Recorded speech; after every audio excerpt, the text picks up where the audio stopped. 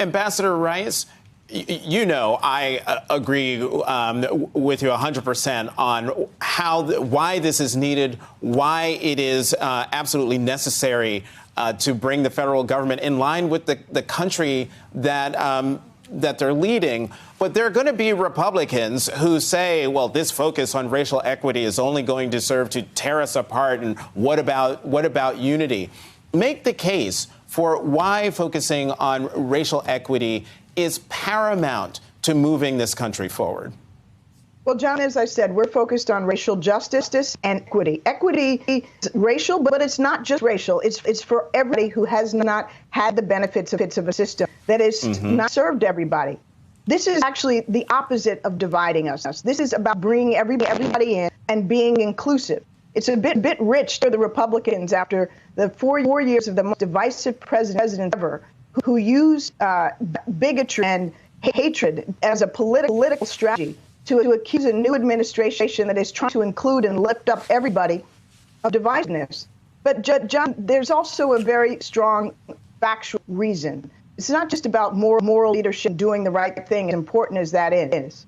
But we know economic studies, one in particular last summer by Citi, that when we close racial gaps, when we close the racial wealth gap, opportunity gap, we create a better, more prosperous country for all. We lost $16 trillion to this economy over the last 20 years because of racial disparities. And Citi has estimated that we could add more than $5 trillion and 6 million jobs to our economy over the next 5 years if we close racial gaps and opportunity gaps. So this is not about serving one group to the detriment of another. This is lifting everybody up and making everybody safer and richer. So this is in our collective interest, and division is what sets us back.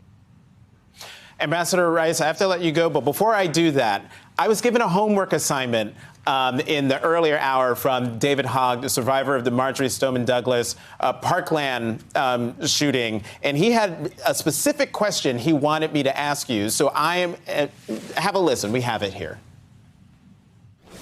It's horrible that this is happening, but also, Jonathan, I know you're going to be interviewing Ambassador Rice later, and I want you to ask her for us. You know, we need the administration to talk about gun violence and talk about appointing a national director of gun violence prevention, as over 300 survivors of gun violence have talked about and called on the administration to talk about gun violence more. We know they need to hire people. We know there are crises that they needed to act on, but we need to act on the American epidemic of gun violence that is still happening, that people like Marjorie Taylor Greene are perpetuating and allowing to continue in this country. So please ask her that.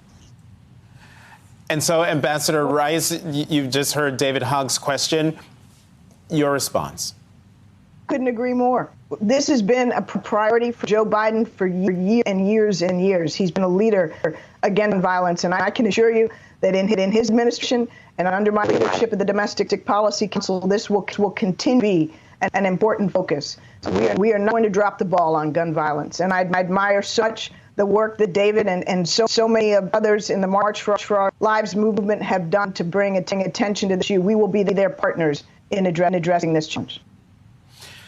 Former Ambassador Susan Rice, Chief of the White House Domestic Policy Council, thank you very much. I hope you will come back to the Sunday show. We can talk more about specific things that you're working on with the Task Force on Racial Equity. Thank you very much for being here.